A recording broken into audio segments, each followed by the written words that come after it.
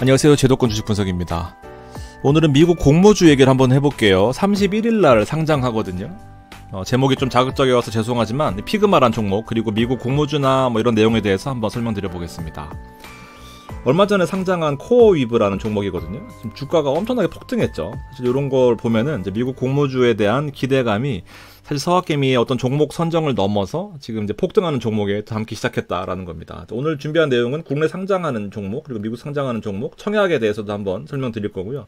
피그마가 왜 미친 종목인지 한번 준비를 해봤는데, 자, 미국 공모주 최근에 가장 핫했던 게 바로 서클 인터넷 그룹 서클이거든요. 실제로 여기 뭐 차트가 완만해 보이긴 하지만 31불의 공모가였거든요. 상장하자마자 급등한 다음에 64불로 마감했었는데 고점이 298불이었습니다. 약 900% 오른 거죠. 그러면서 지금 아주 완만하게 좀 하락하고 횡보하고 있는 그런 그림인데, 자, 미국 공모주는 사실 엄청난 파괴력을 지니고 있다라고 보여집니다. 참고적으로 한국 공모주 시장 살펴보면 제가 오랜만에 봤거든요. 시초가랑 공모가 대비 시초가가 얼마나 많이 올랐느냐인데 100% 승률입니다. 적은 것도 있긴 한데 이건 빠진 건 리츠고요. 114%, 146%, 뭐 엄청나게 100% 승률이네요. 아직도 공모주 시장이 최근에 안 보고 있었는데 핫한 것 같습니다. 아무튼 공모가 대비 등락률을 봐야 되는데, 시초가 대비 공모가는 실제로 100% 승률이지만 이제 현재가 놓고 보면은 빠진 것도 있고 오른 것도 있고 하다 보니까 만약에 처음에 단타를 실패할 경우에는 이제 빠르게 나와야 된다라는 그런 생각을 할 수 있게 되는 거죠. 뭐 간단하게 보면 대한조선이 지금 가장 또 유망한 종목 아니겠습니까? 청약을 받았고 8월 1일날 상장하거든요. 최근에 이제 조선업이 워낙 좋다 보니까 실제로 매출도 잘 나오고 있고 그런 부분에서 한번 살펴볼 필요는 있다라고 간단하게 넘어가고, 청약 같은 경우에는 증거금을 넣고 이제 돈을 많이 넣으면 받는 거나 아니면 비례배정으로 받는 거 잘 아시고 계시죠? 이렇게 하는데, 이제 미국 공모주는요, 쥐꼬리를 받거나 증권사랑 싸우거나 둘 중에 하나입니다. 사실 이게 무슨 말이냐면은 최근에 공모주 상장한 것들 중에 중요한 종목들을 보면 피그마가 이제 8월 1일날 상장하고요. 그 다음에 이 세일포인트나 코어위브, 그 다음에 서클 인터넷이 이제 유망한 종목들이었고, 미국 IPO를 국내에서 참여하거나 지금 싸우거나 둘 중에 하나인 건데, 참여할 수는 있거든요. 몇 개 대형 증권사에서. 근데 일부 증권사에서 가능하긴 한데 대부분 미국에서 우리나라한테 물량을 거의 안 줍니다. 줄 리가 없겠죠. 그래서 이 주관사가 JP모건이나 골드만삭스, 웰스파고 등 되게 유명한 운용사들인데 여기에서 이제 VIP들 대상으로만 한정적으로 주고 있어요. 그러다 보니까 관계가 있는 우리나라 유명 증권사들에서 일부 물량을 받아오긴 하는데 그 물량이 매우 미미하거나 거의 받지 못한다. 그래서 돈 넣는데 왜 안 주냐? 증권사에서 싸우거나 뭐 그렇게 둘 중에 하나입니다. 거의 받더라도 아주 미미한 수준이다라고 생각하시면 돼요. 그러니까 사실상 불가능하다라고 결론 짓는 게 현재 시점에서 좀 더 합리적이지 않나라는 생각을 합니다. 내용을 좀 더 크게 살펴보면은 이 코어위브가 지금 최근 종가, 공모가 이렇게 나와 있는데 공모가 대비해서 많이 올랐죠. 서클 인터넷 같은 경우에도 아까 31불 말씀드렸는데 298불 갔다가 현재 185불이니까 이것도 마찬가지예요. 급등했다가 빠진 거거든요. 급등했다가 빠지고 있습니다. 오르는 거는 미친 듯이 오르고 이런 것들 뭐 적당하게 횡보하는 것도 있고 그렇습니다. 미국이라고 뭐 계속 오르는 건 아니고요. 좀 단기간에 아무래도 거품이 이제 확 꼈다가 또 빠지는 경우들이 있으니까 한번 냉정하게 판단하셔야 되고, 금액을 너무 많이 크게 하시면 좀 곤란하다라는 거죠.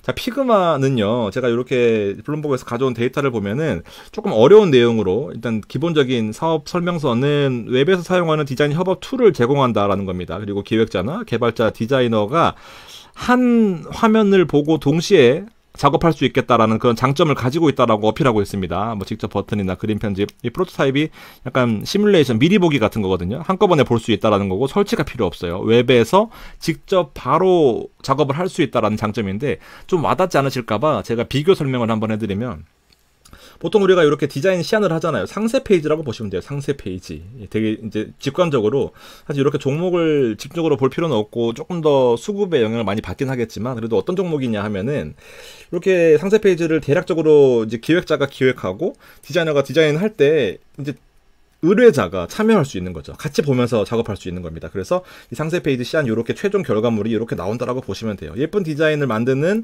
AI 협업 툴이다라는 건데, 자, 어도비 아시죠? 어도비. 그리고 피그마가 이거거든요. 보시면 웹 기반이에요. 웹 기반. 정말 큰 장점이 설치형이고 윈도우나 맥 다 가능하긴 한데 웹 기반이라는 게 되게 편하잖아요, 여러분들. 토스가 획기적으로 사람들을 끌어모을 수 있는 게 바로 웹 기반 아니겠습니까? 운영체제도 맥이나 윈도우 가능한데 웹에서 가능하다라는 거고 실시간 협업이 가능하다라는 거죠. 공동 편집이 가능합니다. 바로 두드려 팰 수 있어요. 그냥 내가 이거 아닙니다 하면서 그냥 전화하고 파일을 넘겨주고 받고 하는 게 아니라 바로 그냥 현장에서 가능한 거죠. 웹에서. 제한적이다라는 거고. 이렇게 보시면은 일단 뭐 스케치도 있긴 한데 요 두 개 어도비가 가장 강력한 경쟁자이다 보니까 비교해 보시면 대략적으로 장점을 가지고는 있다라고 느끼실 수 있을 겁니다. 주가는 상승할 가능성이 매우 큽니다. 사실 상장하면 상장빨이라는 게 또 있잖아요. 오픈빨. 그래서 정리를 해보면 피그마는 웹 기반 실시간 협업이 이렇게 이제 처음에 이렇게만 써놓으면 와닿지 않거든요. 그래서 제가 앞에 예시를 드렸던 거고 원격 팀과의 협업을 빠른 공유로 가능하다. 기획에서부터 디자인, 개발까지 이제 가능한 한 번에 최적화되어 있다라는 거고요. 사실 어도비랑 지금 사실 AI 챗GPT랑 비슷한데 이 챗GPT가 혁신적이었던 이유가 결국 그 코딩을 하지 않고 개발자들의 언어가 아니라 사람들이 쓰는 언어로 직접 대화하고 코드 짜주고 뭐 답변을 해주기 때문에 더 이상 프로그래머가 엄청나게 필요하다라는 생각은 잘 안 들거든요. 물론 전문 분야는 있겠지만 어도비도 마찬가지입니다.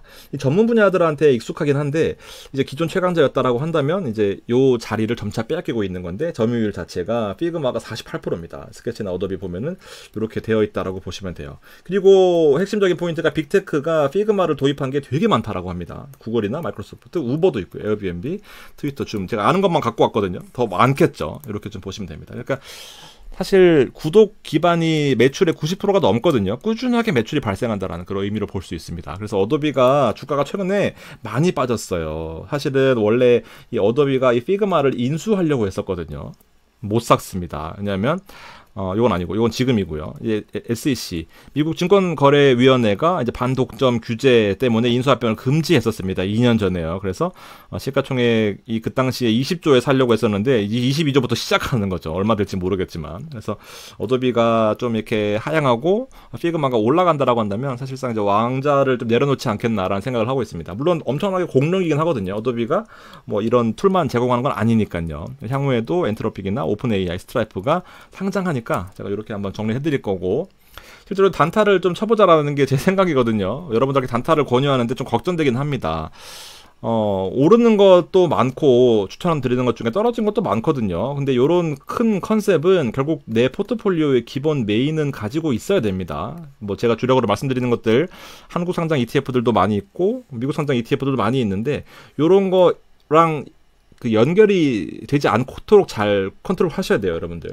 실적도 보면 실제로 회계연도로는 504고요. 109, 118 뭐 증가하는 거 보이시죠? 24년에도 40% 정도 올랐고요. 매출이. 그다음에 156, 177 계속 오르고 있는 모습입니다. 신기하지 않나요? 지금 저 같은 크리에이터나 상세 페이지나 뭐 이런 거 만드시는 분들 엄청 많아졌을 거 아닙니까? 그래서 아마 매출이 올라오고 피그마가 시장을 지금 선점하고 있다라는 거 느껴집니다. 매출이 뭐 크진 않아요. 왜냐하면 어도비는 다양한 산업들을 하고 있으니까. 근데 성장폭 자체가 비교 불가다라고 보시면 될 것 같습니다. 그래서 이렇게 정리하시고요. 제일 중요한 포인트인가?